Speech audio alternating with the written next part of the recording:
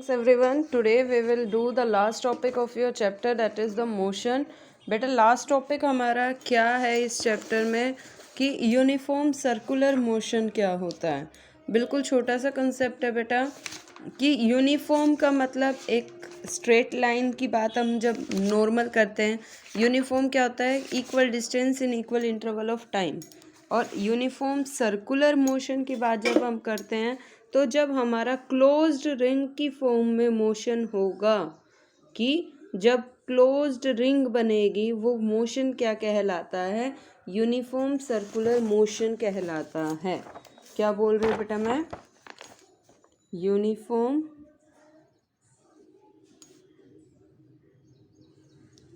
Circular motion कौन सा होता है बेटा, जब कोई यहाँ से मूव करे, ऐसे डायरेक्शन कैसे भी मूव करे, लेकिन जब वो क्लोज्ड रिंग, चाहे वो ट्रायंगल फॉर्म हो, सर्कल हो, स्क्वायर हो, पेंटागन हो या एक पूरा सर्कल हो, तो वो क्या कैसा कहलाता है, हमारा यूनिफॉर्म सर्कुलर मोशन।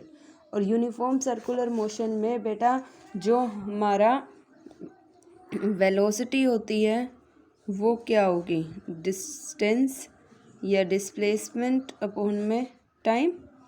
वेलोसिटी कह दो या इसको हम कहेंगे स्पीड, जो स्पीड होगी वो होगी डिस्टेंस अपॉन में टाइम। अगर मैं सर्कल की बात कर रही हूँ तो सर्कल का डिस्टेंस, मान लो ये पॉइंट है, यहाँ से पूरा सर्कल क्या होता है, सरकमफ्रेंस ऑफ सर्कल अपॉन में टाइम, यानी 2πr अपॉन में t। अब हमेशा याद रखना, जैसे एक एथलीट है, आपने देखा होगा कि कोई भी है, आप एक सर्कुलर मोशन में किसी चीज़ को एक थ्रेड से पत्थर को बांधकर घुमाते हो, तो जब वो घुमाते और छोड़ते हो उस पत्थर को, तो वो पत्थर बाहर की तरफ सीधा जाता है। मान लीजिए ये सर्कुलर मोशन वो फॉलो कर रहा है, जब वो घुमा रहे, जैसे ही आपने इस पॉइंट पे छोड़ा वो इस तरफ चला जाता है, यानी सॉरी, जैसे ही आपने छोड़ा उसको, मान लो इस तरफ छोड़ा तो वो ऐसे जाता है, तो वो टेंजेंट कहलाता है बेटा। ये क्या कहलाता है, टेंजेंट। टेंजेंशियली मतलब परपेंडिकुलर डायरेक्शन में वो पत्थर रिलीज होता है। इसी तरीके से बेटा जब और भी बातें समझते हैं कि जो सैटेलाइट है वो सर्कुलर ऑर्बिट के अराउंड, मीन्स अर्थ के अराउंड चक्कर लगाते हैं एक सर्कुलर फॉर्म में, तो ये भी एक सर्कुलर मोशन को शो करता है कि सर्कुलर मोशन क्या होता है, चाहे वो क्लोज्ड पाथ की फॉर्म में हो या रिंग की फॉर्म में हो या हेक्सागन या ऑक्टागन की फॉर्म में हो। तो जब कोई एक क्लोज्ड रिंग में मूव करेगा तो वो यूनिफॉर्म सर्कुलर मोशन कहलाता है। तो बेटा यही था आपका लास्ट टॉपिक। अब इसके बाद आ जाता है आपके एक्सरसाइज क्वेश्चन। सो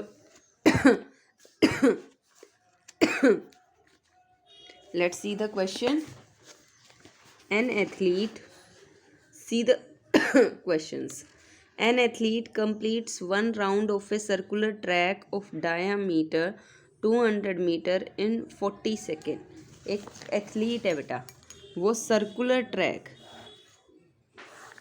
कैसा है बेटा, सर्कुलर, उसका डायामीटर कितना है 200, ये ए बी कितना दे रखा है बेटा 200 meter, time 40 second, one round complete करता है 40 सेकेंड में, उसका डायामीटर दे दिया आपको 200 मीटर यानी 100 मीटर रेडियस हो गया उसका, 2/2 100/2। What will be the distance covered and displacement at the end of the 2 minutes and 20 second. बेटा अब इधर देखो, यहाँ से लेकर टाइम अगर 2 मिनट 20 सेकेंड है तो टोटल कितने सेकेंड हो गए बेटा, वो 120 + 20 यानी 140 सेकेंड। 40 सेकेंड में बेटा वो एक चक्कर लगाता है, 40 सेकेंड में एक चक्कर, यानी 40 40 80 80 40 120, यानी 120 मिनट में वो फिर से इनिशियल पे आ जाता है, फिर 20 सेकेंड में वो बी पोजीशन पे आता है। कौन सी? आफ्टर 2 मिनट 20 सेकेंड या कहें 140 सेकेंड एथलीट कंप्लीट्स, कितने राउंड कंप्लीट कर लेता है बेटा? 3 round plus half round and reach at point B, कि वो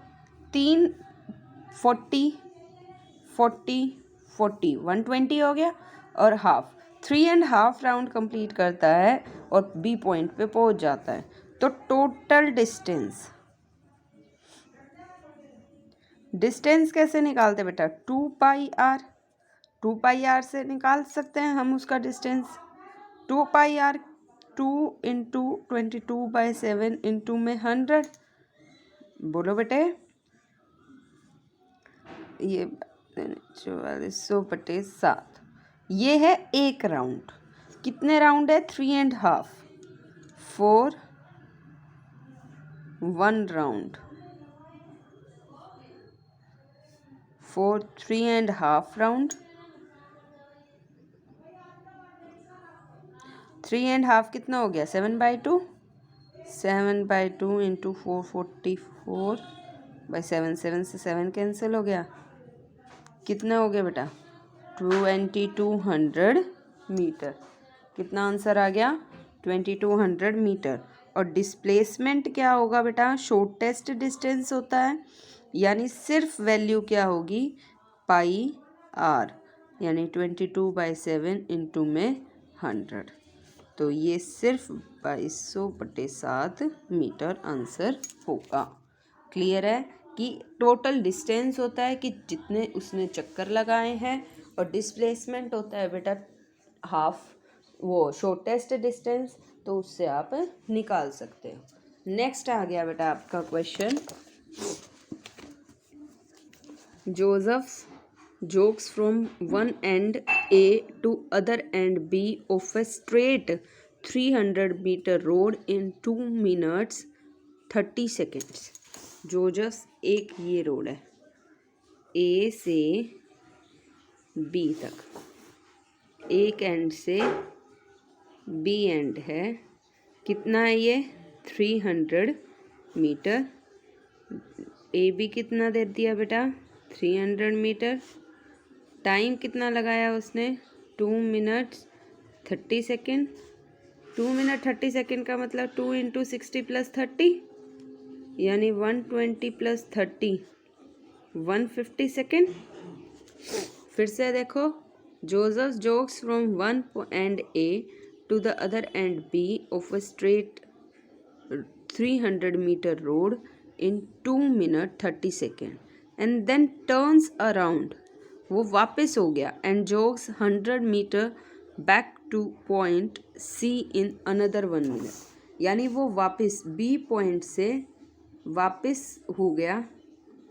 ये B पॉइंट है, कहाँ तक पहुँचा? C पॉइंट तक। डिस्टेंस कितना था?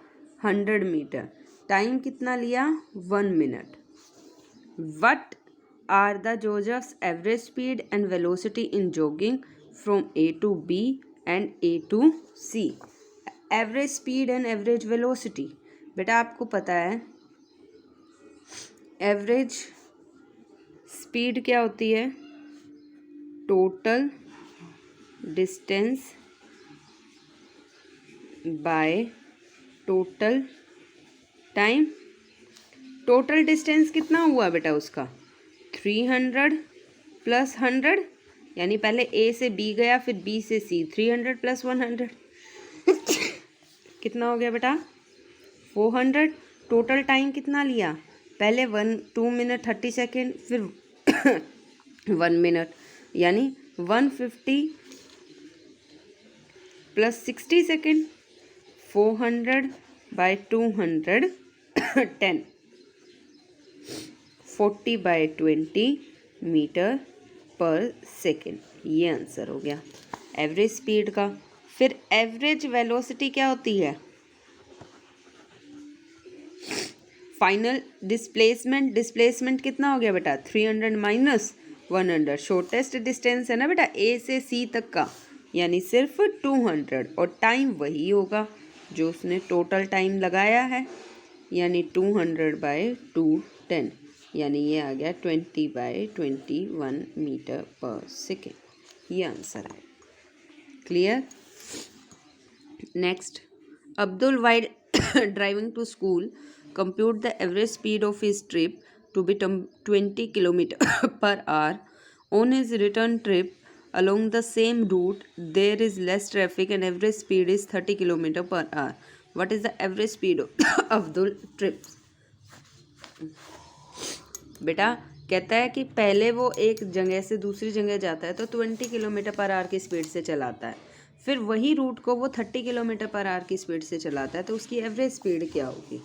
बेटा देखो, उसकी स्टार्टिंग वाली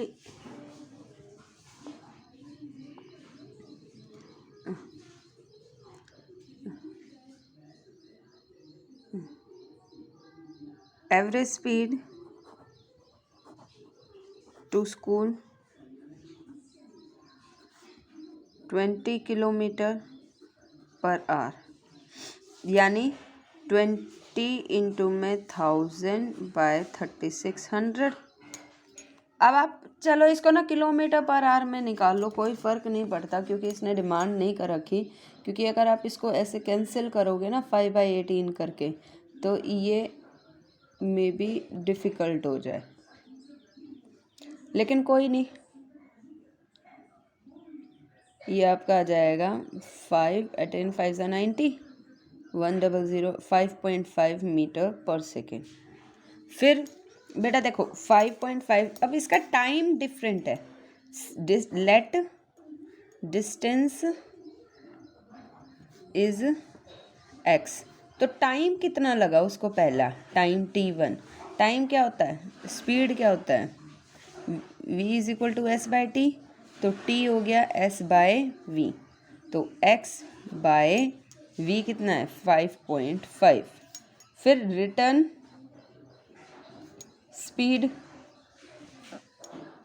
रिटर्न स्पीड कितनी है बेटा 30 किलोमीटर पर आवर, यानी 330 इंटू में 1000/3600, 5/18, 150/18, ये 3 6 3 10, यानी 50/6, 8.3, कितना आ गया बेटा 8.3 मीटर पर सेकेंड। तो कितना टाइम वापसी का लगा उसको, x/8.3, क्योंकि डिस्टेंस तो सेम है, तो आपका एवरेज स्पीड क्या होती है बेटा,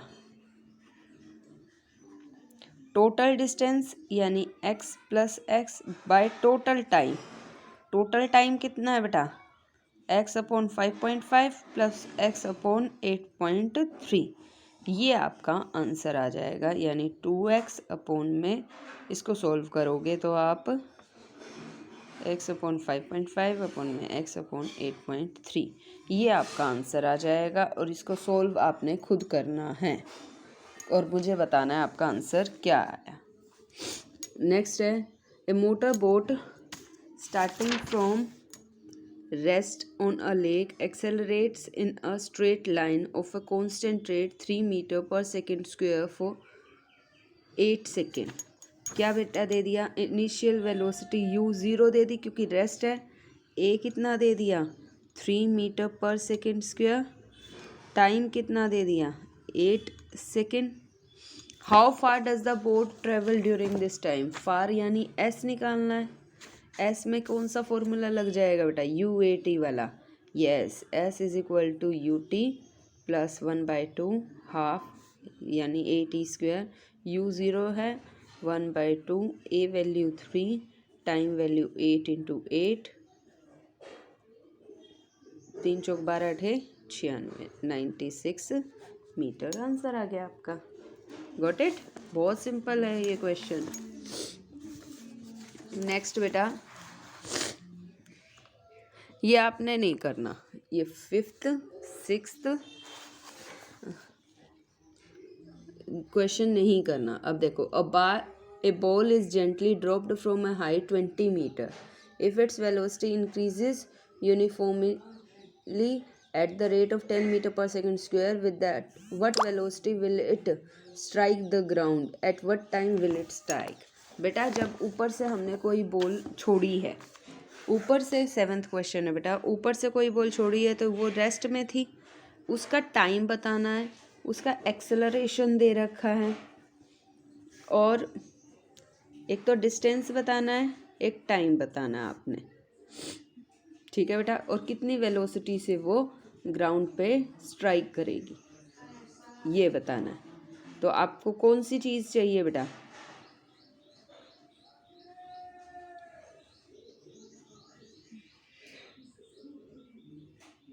इसके लिए आपको क्या चाहिए? बॉल हाइट एस दे दी 20 metre.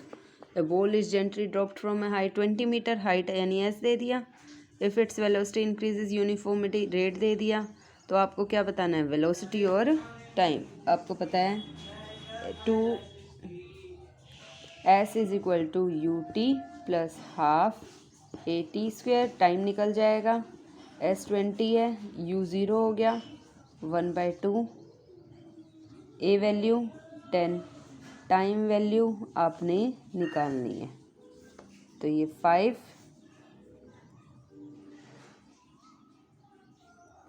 20/5 is equal to t square. T आ जाएगा आपका 4 का अंडर रूट यानी 2 सेकेंड, और टाइम निकल गया तो v is equal to u plus a t. V कितना आ जाएगा? u 0 है, a 10, टाइम 2 यानी 20 मीटर पर सेकेंड। क्लियर है बेटा? सिर्फ फॉर्मूले में वैल्यू पुट करनी है आपने, इक्वेशन ऑफ मोशन वाले। आपने 8th नहीं करना, 9th क्वेश्चन नहीं करना, सॉरी 8th नहीं करना, 9th देखिए question. State which of the following situations are possible and give an example of each of them. An object with constant acceleration but zero velocity. क्या किसी object का acceleration constant और उसकी velocity zero हो सकती है? तो बेटा इसका आंसर ये देखो, अगर किसी ऑब्जेक्ट को हम ऊपर की तरफ उछालते हैं तो वो एक हाइट पर जाकर उसकी वेलोसिटी ज़ीरो हो जाती है, लेकिन उसका एक्सेलरेशन 9.8 होता है। मीन्स वो अपने आप एक वेलोसिटी या तो एक्सेलरेशन 10 मान लो बेटा इसको, या 9.8, तो एक ऐसी हाइट पे जहाँ पे उसकी वेलोसिटी ज़ीरो होती है लेकिन उसमें एक्सेलरेशन होता है, पॉसिबल है। An object moving in a certain direction with an acceleration is perpendicular direction. एक ऑब्जेक्ट मूव कर रहा है किसी डायरेक्शन में और उसका एक्सेलरेशन उसके अपोजिट डायरेक्शन में, मीन सॉरी परपेंडिकुलर डायरेक्शन में ऐसा है। यस, जब एक एरोप्लेन सीधे ऊपर की तरफ मूव कर रहा है, हवा में सीधा जा रहा है, लेकिन वो जो हवा जो अर्थ की ग्रेविटी है उसको नीचे की तरफ इंटरेक्ट कर रही है, तो इसको डाउनवर्ड डायरेक्शन में, इसी को ही हम क्या कहते हैं? Perpendicular direction. कि हवाई जहाज ऐसे जा रहा है और उसकी ग्रेविटी नीचे की तरफ परपेंडिकुलर है। लास्ट क्वेश्चन बेटे, an artificial satellite is moving in a circular orbit of radius 42250 kilometer. Its speed is taken 24 hour to revolve around the earth. तो क्या निकालना है? स्पीड। आपको पता है सर्कुलर ऑर्बिट है तो स्पीड क्या होती है? Distance by time. डिस्टेंस किसके लेते हैं? 2πr by time v 2 into pi value 22/7, r value 42250, और टाइम कितना दे दिया? 24 आवर, 24 दे दिया ना बेटा। तो अब इसको सोल्व करेंगे तो इसका आंसर आ जाएगा आपका 11065.48 किलोमीटर पर आवर। क्लियर है? तो आपको मैंने सारे क्वेश्चंस बता दिए हैं, जो नहीं करने वो भी बता दिए बेटा, और मैंने आपको इसकी पिक्स भी भेज रखी है। So complete your notebook in complete this chapter in your fair notebook. कि आपने बेटा ये अपना चैप्टर पूरा करना है फेयर नोटबुक में। समझ रहे हैं बेटा सब? तो सभी बच्चे अपने कॉपी में पूरा करेंगे ये चैप्टर। Got it? ओके बेटा, थैंक यू।